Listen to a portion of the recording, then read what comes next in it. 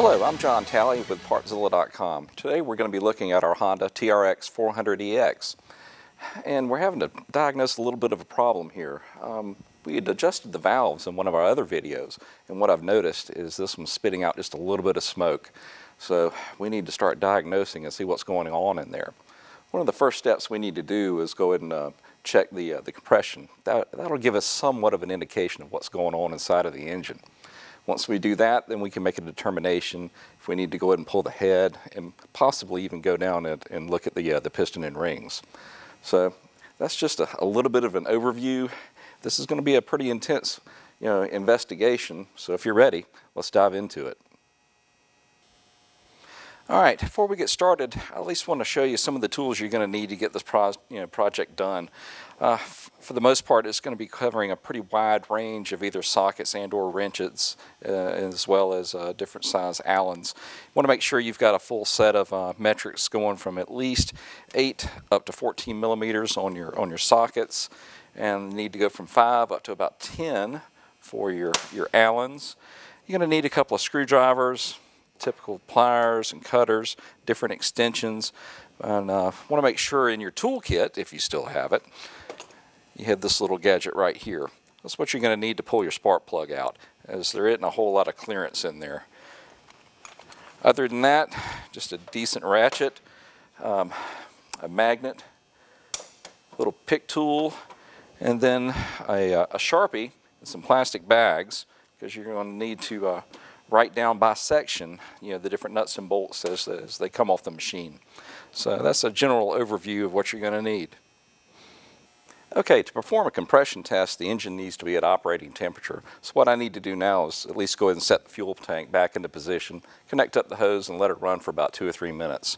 If you're in an enclosed space, make sure your doors are open and you've got some kind of ventilation going, because as you know, the exhaust fumes, well, they're poisonous. All right, so let's get that tank back on there. Doesn't have to be bolted back in. Just set her up there. Reconnect the hose. Turn it on.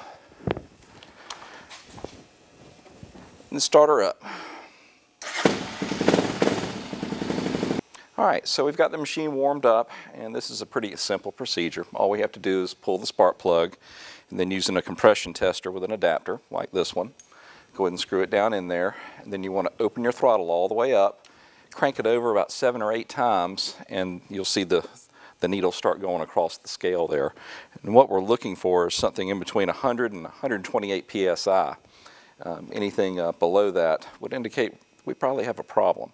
So let's get that spark plug out and get this connected up and see where we end up. All right, our engine is warmed up. So all we need to do is just get our spark plug out.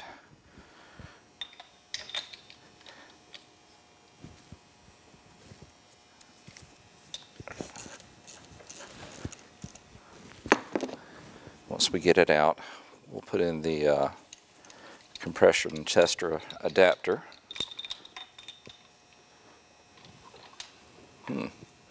Boy, was she running rich. It shouldn't have been that black.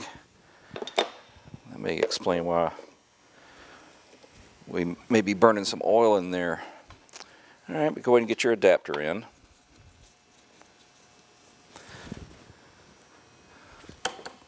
Put on your compression tester. Like I said, you want to open up your throttle, spin her over about usually 7 or 8 times until the needle stops moving, and you get a high point for your reading. All right, I said that we needed in between 100 and 128 psi. Well, we're at about 85. So that tells me there's a problem in there. Where that's going to be, I'm not quite sure yet. So what we're going to do is go and pull off our intake system, our carburetor, take off our exhaust header pipe, and we're going to go ahead and pull the head and take a peek in there. And what we're going to be looking for is possibly a worn valve, a valve that's not seating correctly. And if all that checks out, then we're going to have to go a little bit further and take a look at our piston and rings. So I'm going to pull the rest of this plastic off, so we've got full access all the way around the motor, and we'll start breaking it down. So away we go.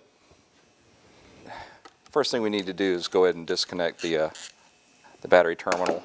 Go for the negative side. Next, we're going to need to go down there and set the machine to top dead center. And we actually already did a video that shows you how to do that when we were checking the valve adjustment. So you can reference that one. All right, we've got our plastics out of the way, but I want to go ahead and give you a little bit of a tip here. As you start diving into this and the bolts start coming off, it all makes a lot of sense at that point. But when it's all split down, you've got a whole bunch of nuts and bolts, and then you're not going to know where they go. It's my advice, get you some plastic bags, a little Sharpie. As you take off a certain piece, whatever nuts and bolts were associated with that, write it down, carburetor or head or intake, whatever, just something where you can get back and say, oh, okay, those are the ones I need. It'll save you a lot of time in the end, so trust me on that. What we're going to do here is pull the entire intake system as an assembly. You've got a 10 millimeter at the back, a 10 millimeter bracket on either side, and then just a hose clamp up at the carburetor itself. A couple of turns on the screwdriver and that'll loosen it up.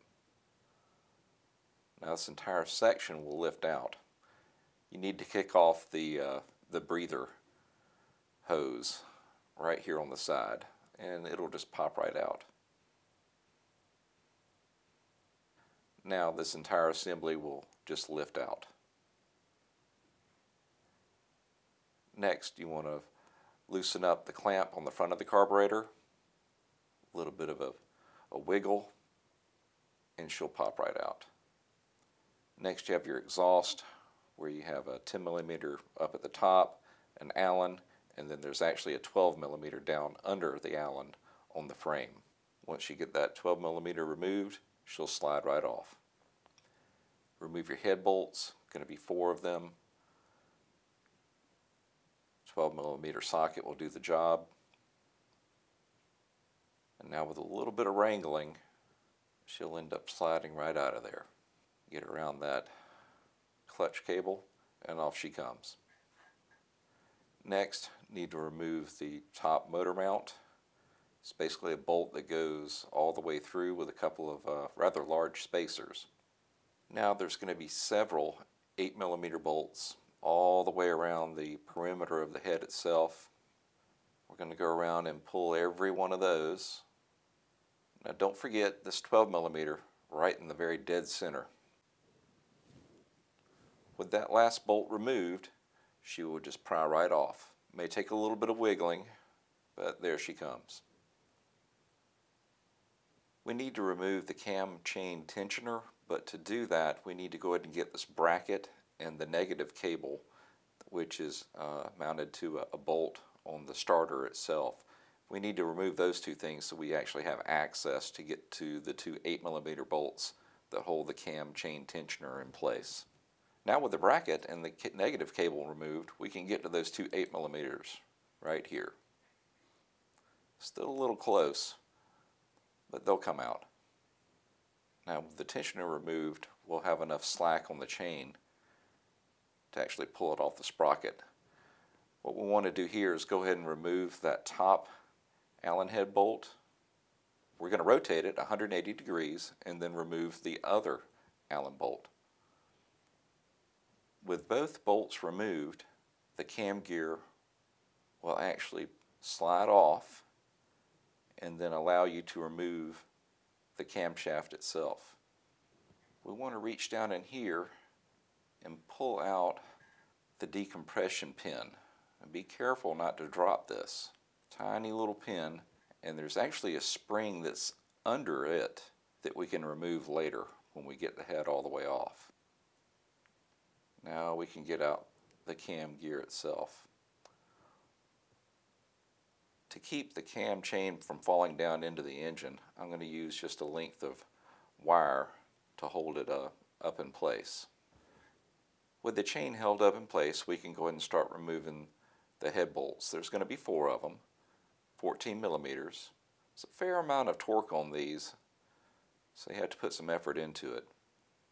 Once they're all broken loose, remove all the nuts, and keep in mind that there are still washers that need to be extracted. The last thing you want to do is have one of them fall down inside the engine. So we're going to cram this shop towel to make sure that doesn't happen on this particular one. It sits right on the edge where it would just fall straight into the engine. Here's when that magnet comes into play. Make simple work of this. Reach down in there and actually grab each washer just like that. And with that, the head will just lift right off. Just feed the wire through, still attached to the cam chain, and just let it hang to the side. To remove the cylinder, we need to get these 4 14 millimeter bolts here, and then there's 2 8 millimeter bolts on the side of the block. The cam chain guide just pulls straight out. It takes a little bit of force, but it will pull straight up. Next, we can remove those 2 8 millimeter bolts on the side of the cylinder. You may need to use a swivel joint to get it in there. Now your 14 millimeter, a fair amount of torque on these. Get those broken loose and removed. Use your magnet again to remove the washers, and the cylinder will just lift straight off the piston. Feed that wire that's holding your cam chain through, and there it is. Now with the bottom end of the engine completely exposed, we need to go ahead and get a couple of shop towels and fill in the voids so nothing falls in there. Make sure you go on both sides of the connector rod. Next, we're going to reach in with our pick tool and remove the piston pin clip. It'll just pop right out if you pick at it from the bottom. Now see what happened? It would have fallen straight down to the engine if I didn't have those rags there. Next, we just push out our wrist pin, and then the piston's going to lift straight off. Alright guys and gals, there it is, TRX400 EX top end completely disassembled. Alright, this is going to conclude video number 1. Video number 2 is going to be evaluating each piece, the cylinder, the piston, the head, looking at the valves, and see if we can figure out where the smoke is coming from. Once we figure that out, we'll make the necessary corrections, and then video 3, we'll get it put back together. So come on, let's get to the next video. Thanks for watching.